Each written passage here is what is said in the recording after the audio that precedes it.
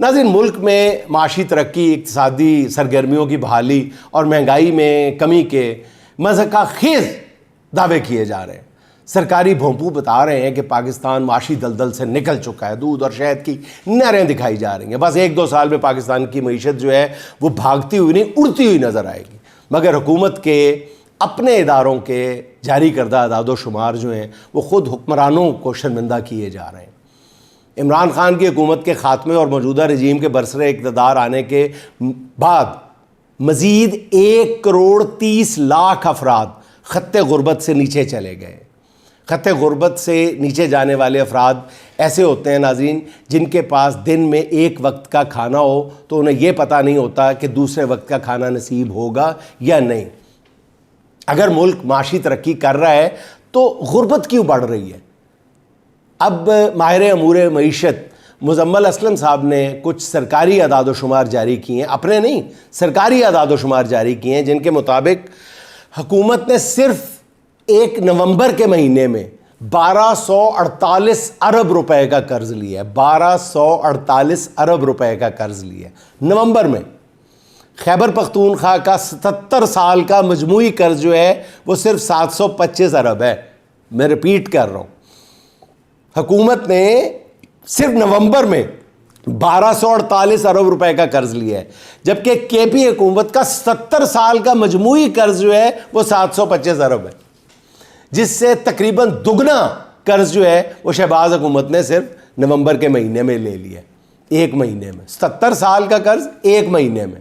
اس وقت پاکستان کا مجموعی قرض جو ہے وہ 70,400 روپے 400 ارب تک پہنچ گیا ہے، جو عمران خان کی حکومت میں اپریل 2022 تک جو تھا وہ 43 ارب روپے 43,500 ارب روپے تھا۔ یعنی شہباز حکومت 2.5 سال میں پورے 27,000 ارب قرض لے چکی ہے۔ اور دوسری طرف شہباز صاحب آج فرما رہے تھے کہ بجلی سستی کرنے کیے بغیر جو ہے وہ ترقی نہیں ہو سکتی۔ وزیر اعظم صاحب خود ہی کہہ رہے ہیں کہ بجلی سستی کیے بغیر ترقی نہیں ہو سکتی۔ بڑی جلدی خیال آ گیا ہے وزیر اعظم شہباز شریف صاحب آپ کو، ساتھ آپ بھی کر دیتے تھوڑا سا۔ یعنی ابھی اتنی جلد بازی کیوں کر رہے ہیں آپ؟ بجلی سستی کرنے کے بارے میں پلان کر رہے ہیں، ابھی 2-4 مہینے اور ٹھہر جائے، رخصتی کے بعد سستی بھی کر دیجیے گا، بجلی جانے کے بعد اعلان کر دیجیے گا، یہ جانے سے 1 دن پہلے کر دیجیے گا۔ اور دوسری بات، اب یہ کس سے سوال کر رہے ہیں کہ بجلی سستی کرنی ہے؟ یہ ناروے کے صدر نے کرنی ہے، سرکار تسی کرنی سی تو تھوڑا ٹائم ختم ہو گیا ہے۔ اچھا ناظرین، دوسری طرف مریم نواز صاحبہ نے اسٹوڈنٹ سے خطاب کرتے ہوئے کہا ہے کہ جو پیسہ وہ لوگوں پر خرچ کر رہی ہیں یہ ان کا پیسہ نہیں بلکہ پنجاب کے عوام کا پیسہ ہے۔ مگر سوال یہ ہے کہ یہ پیسہ 76 سال میں عوام پر کیوں نہیں لگا؟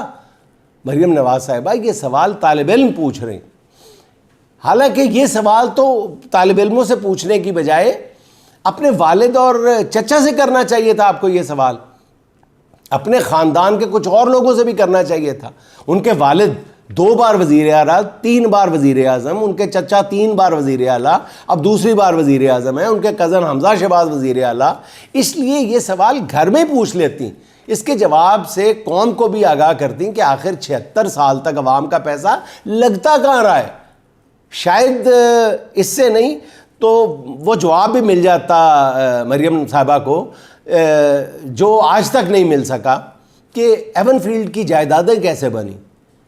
انہیں یہ بھی پتہ چل جاتا کہ جب ان کی لندن تو کیا پاکستان میں کوئی جائیداد نہیں تھی تو کیسے اب انہوں نے اپنے گوشواروں میں اربوں روپے کی جائیداد ظاہر کر دی ہے۔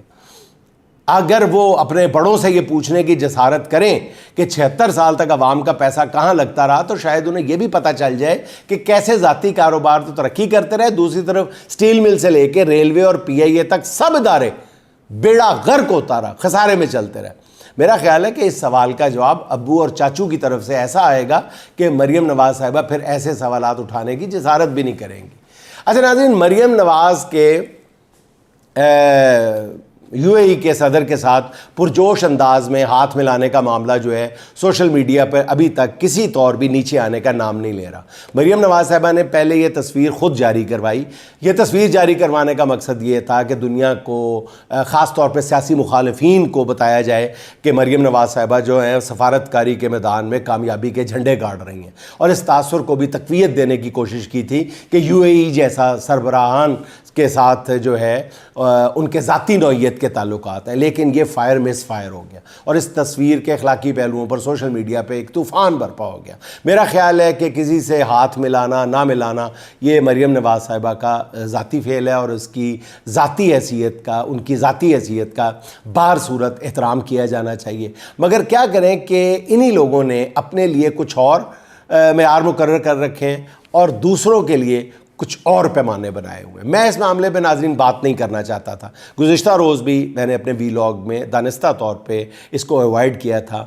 یہ میرے مزاج کے خلاف ہے، اور یہ میں ان لوگوں میں سے بھی نہیں ہوں کہ جو یہ کہہ کر بھی ذکر کر دیتے ہیں، یہ میرے مزاج کے خلاف ہے، لیکن یہ اور کہہ بھی دیتے ہیں ذکر۔ میں واقعتاً میں دل کی گہرائیوں سے آپ کو یہ بتا رہا ہوں کہ یہ میرے مزاج کے خلاف ہے کسی کی ذات پہ اس انداز میں گفتگو کرنا۔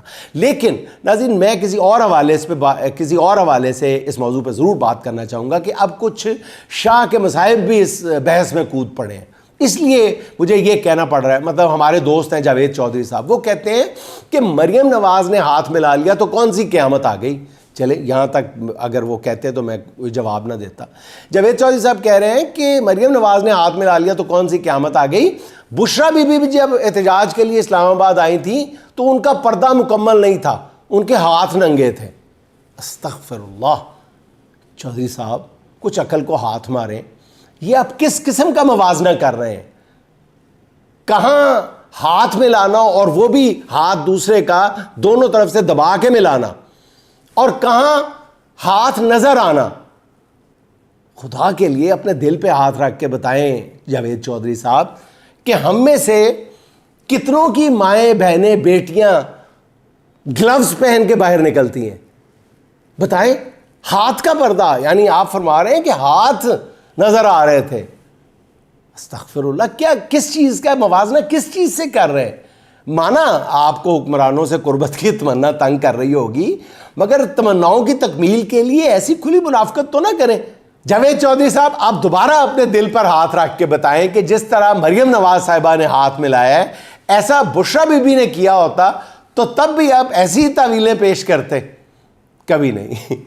اچھا ناظرین، آخر میں ذکر کرنا چاہتا ہوں، ایڈوکیٹ انجم حمید صاحبہ نے توجہ دلائی ہے بہت دردمندی کے ساتھ، بہت دکھے ہوئے دل کے ساتھ 27 سالہ سمیع وزیر کی حالت زار پہ، جو ایک طویل قید کاٹ کر رہا ہوئے ہیں، لیکن اس انداز میں رہا ہوئے ہیں کہ وہ ذہنی طور پہ اور جسمانی طور پہ بالکل ختم ہو چکے ہیں، اور ان کو شدید توجہ کی ضرورت ہے، ان کو زبردست قسم کی حفاظت کی اور علاج کی ضرورت ہے، ان کو مالی مدد کی بھی ضرورت ہے۔